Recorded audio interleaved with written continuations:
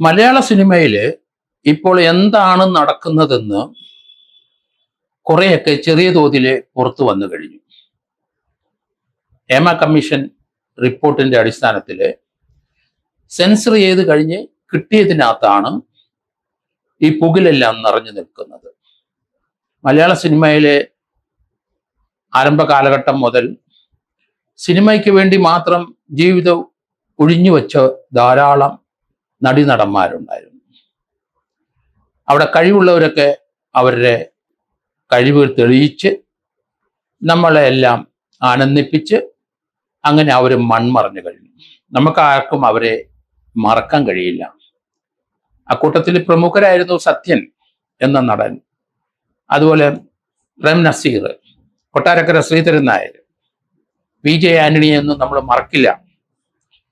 ആ കൂടെ തന്നെയാണ് തിലകനെയും നമ്മൾ കണക്കാക്കേണ്ടി വരുന്നത്. ശങ്കരാടി, പരവൂർ ഭരതൻ, സെബാസ്റ്റ്യൻ കുഞ്ഞുഞ്ഞു ഭാഗവതർ, നെല്ലിക്കോട്ട് ഭാസ്കരൻ, പഴയ കാലത്തെ വാണക്കുറ്റി, ഇവരെയൊന്നും നമുക്ക് മറക്കാൻ കഴിയില്ല. അവരുടെയൊക്കെ ജീവിതം കലയ്ക്ക് വേണ്ടിയും സിനിമയ്ക്ക് വേണ്ടിയും നാടകത്തിന് വേണ്ടിയും ഒഴിഞ്ഞു വെച്ചതാണ്.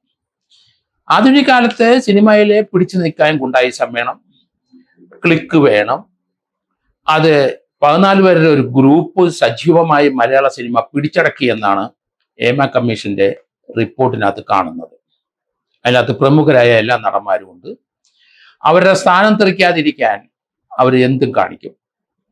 ഏത് വിധത്തിലും പുതിയ നടികളെ കുരുക്കും. അവർ സിനിമയിൽ നിൽക്കണോ ഇല്ലയോ എന്ന് ഇവർ തീരുമാനിക്കും. അങ്ങനെ ഒരു മേഖലയായിട്ട് ഇത് അധപ്പതിച്ചു. ഇതിനകത്തുനിന്ന് മാറി നിൽക്കുന്ന, ഈ കോക്കസിനകത്ത് മാറി നിൽക്കുന്ന, അമ്മയിൽ അംഗമാണെങ്കിലും അതിനകത്ത് അധികം പ്രവർത്തിക്കാതെ മാറി നിൽക്കുന്ന പല നടന്മാരെ നമുക്കറിയാം. പലരും ഈ കോക്കസിന്റെ ഭാഗമാണ്. ഇതിനകത്ത് നിലനിൽക്കണമെങ്കിൽ ഈ ഗുണ്ടായിസത്തിന്റെ പിൻഭാഗത്ത് നിൽക്കുന്ന ചില വ്യക്തികളുണ്ട്. അവരുടെ ആശ്രയമില്ലാതെ ഒരു നടിക്കോ നടനോ ഇവിടെ വളരാൻ കഴിയില്ല. അങ്ങനെയാണ് സുകുമാർ അഴീക്കോടിന്റെ അദ്ദേഹം ജീവിച്ചിരുന്ന കാലത്ത് ഇവർക്കെതിരായിട്ട് അതിശക്തമായി അദ്ദേഹം പ്രതികരിച്ചിരുന്നു. അത് നമ്മൾ മറക്കരുത്. സുകുമാർ അഴീക്കോട് പറഞ്ഞത്, അദ്ദേഹത്തിന്റെ ഭാവനയിലെ അദ്ദേഹം വളരെ സർക്കാസ്റ്റിക്കായിട്ട് അത് പറഞ്ഞു വെച്ചു.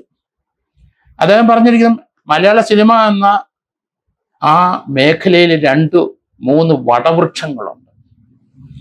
ആ വടവൃക്ഷങ്ങള് യുവ നടന്മാരെ വളർത്തുകയില്ല. നമുക്കറിയാം, വടവൃക്ഷത്തിന്റെ ചോട്ടില് മറ്റൊന്നും കിളിക്കില്ല. അത് തന്നെയാണ് അദ്ദേഹം ഉദ്ദേശിച്ചതും. മലയാള സിനിമയിലെ ഇപ്പോഴത്തെ ലീഡ് നടന്മാര് എന്ന മഹാ വടവൃക്ഷത്തിന്റെ ചോട്ടില് യുവതലമുറയിൽപ്പെട്ട നടിമാർക്കോ നടന്മാർക്കോ അവർക്ക് ഈ രംഗത്ത് ശോഭിക്കാൻ കഴിയില്ല എന്ന് അദ്ദേഹം തുറന്നടിച്ചിട്ടുണ്ട്. ഇന്നും അത് സോഷ്യൽ മീഡിയയിൽ വളരെ സജീവമായി നമുക്ക് കാണാം. മലയാളത്തിലെ 15ഓളം വ്യക്തികളാണ് മലയാള സിനിമ നിയന്ത്രിക്കുന്നത്. അവർക്ക് പലർക്കും പുതിയ നടിമാരെ അവരെ ആവശ്യത്തിന് ഉപയോഗിക്കേണ്ടി വരും. അല്ലെങ്കിൽ ലഭിച്ചില്ലെങ്കിൽ അവരെ അപകീർത്തിപ്പെടുത്തും. അവരെ മറ്റു ചില മേഖലയിലുള്ള ആൾക്കാരെ, ഗുണ്ടകളെ കൊണ്ടുവന്നിട്ട് അവരെ ഭീഷണിപ്പെടുത്തും. അവർക്കെതിരായി ചില സെക്ഷൽ അസാൾട്ടുകൾ നടത്തും. നമുക്കറിയാം അങ്ങനെ ഒരു നടിക്കുണ്ടായ അനുഭവം. അവരോട് സഹകരിച്ചില്ലെങ്കിൽ, ആ 15 ഗ്രൂപ്പിൻ്റെ അടുത്ത് വിധേയത്വം കാണിച്ചില്ലെങ്കിൽ അവർ സിനിമയിൽ നിന്ന് ഔട്ടാക്കും. അങ്ങനെ ആ നടിയെ ഔട്ടാക്കി.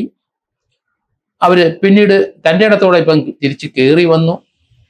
അവരെ കാണിച്ച പീഡനം നമുക്കറിയാം. ഗുണ്ടകളെ ഉപയോഗിച്ച് പീഡിപ്പിച്ചു. എന്തായാലും VT തോമസിന്റെ മുമ്പിൽ ചെന്ന് ആ കുട്ടി ചാടിയത് കൊണ്ട് ആ കേസ് പൊങ്ങി വന്നു. ആ കേസ് ഇപ്പോൾ 6-7 വർഷം കൊണ്ട് ട്രയൽ നടക്കുകയാണ്. അതിനകത്ത് നീതി കിട്ടും എന്നാണ് കരുതുന്നത്. അതിന് അധികാര സ്ഥലത്തുള്ളവരും മറ്റു നടന്മാരും ഒക്കെ അതിന് ചില ടോർപ്പിടകൾ വെച്ചുകൊണ്ട് അന്ന് മുതലേ ഇരിക്കുന്നുണ്ട്. ഇപ്പോഴും അങ്ങനെയൊക്കെ തന്നെ. മലയാളത്തിലെ ഈ ചില വ്യക്തികൾ, ചില നടന്മാരും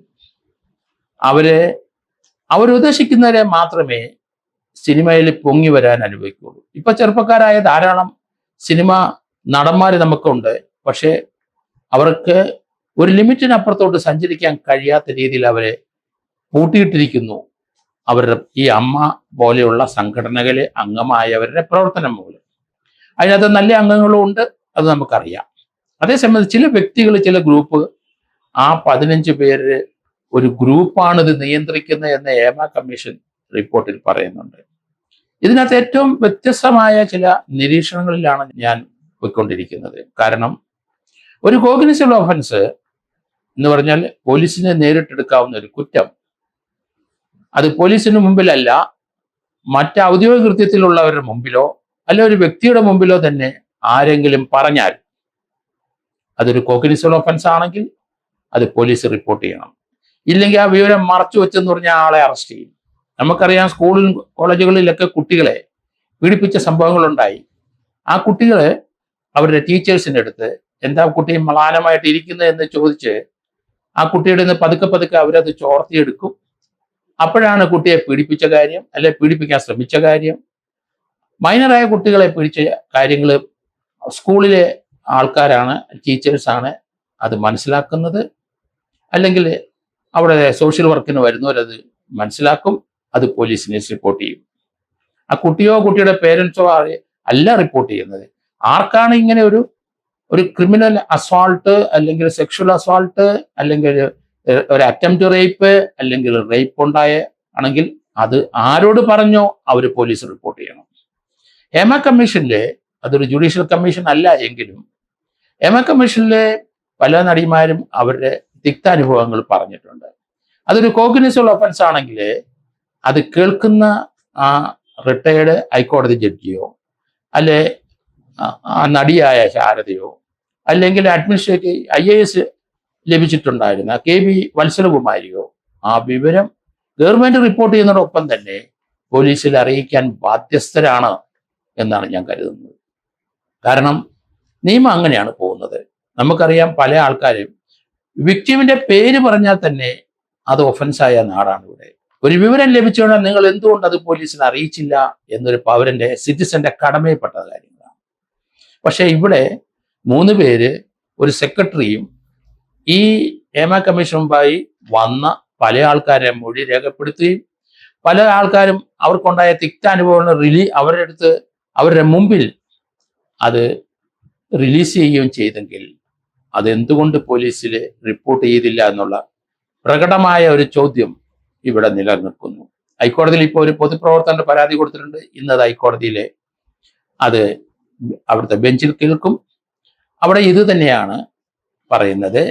സെൻസർ ചെയ്ത വാർത്തകളാണ് വിവരാവകാശം മുഖേന ലഭിച്ചതെങ്കിൽ അൺസെൻസേർഡ് ഭാഗത്ത് വളരെയധികം ക്രൈം ചെയ്ത വ്യക്തികളുടെ പേരും മറ്റു വിവരങ്ങളും ഉണ്ട് എങ്കിൽ ഹൈക്കോടതി അൺസെൻസേർഡ് ആയിട്ടുള്ള റിപ്പോർട്ട് വാങ്ങിച്ച് അതിനകത്ത് കോഗ്നിസബിൾ ഒഫൻസ് ഉണ്ട് എങ്കിൽ അതിന് ഒരു ഡയറക്ഷൻ പോലീസ് കേസെടുക്കേണ്ടി വരും. കേരളത്തിലെ പല പ്രമുഖ നടന്മാരുടെ പേരിൽ കേസെടുക്കേണ്ടി വരും. വളരെയധികം FIRകൾ ഇപ്പോൾ വരും എന്നാണ് ഞാൻ പ്രതീക്ഷിക്കുന്നത്. കാരണം നമ്മൾ ആരാണ് കുറ്റം ചെയ്തത് എന്താണ് എന്നുള്ള പറയുന്നില്ലെങ്കിലും അതിൻ്റെ സമ്മപ്പ് വന്നു കഴിഞ്ഞു. അത് മുഴുവൻ പഠിച്ച് അതിലേക്ക് ഒരു പ്രതിവിധി സർക്കാരിലേക്ക് എന്താണ് വേണ്ടതെന്ന് റിപ്പോർട്ട് ചെയ്തിട്ടുണ്ട്.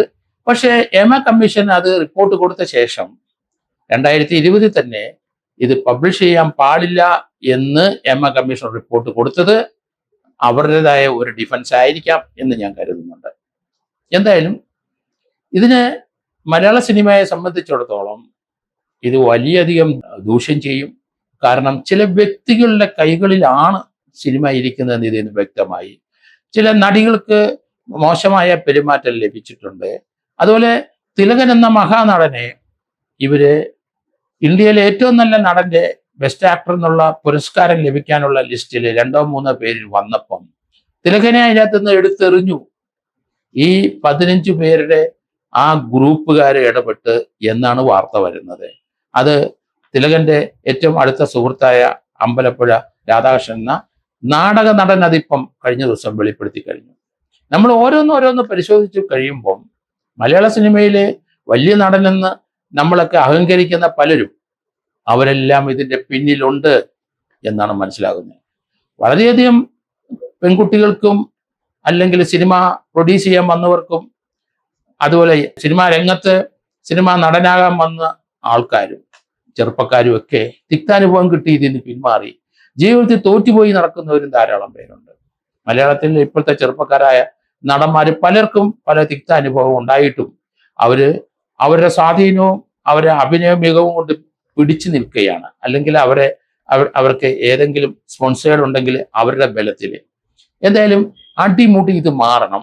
കാരണം അമ്മ എന്ന സംഘടനയിലെ അവിടെ അവശത അനുഭവിക്കുന്ന കലാകാരന്മാർക്ക് അവർ ചില പെൻഷൻ കൊടുക്കുന്നുണ്ട്.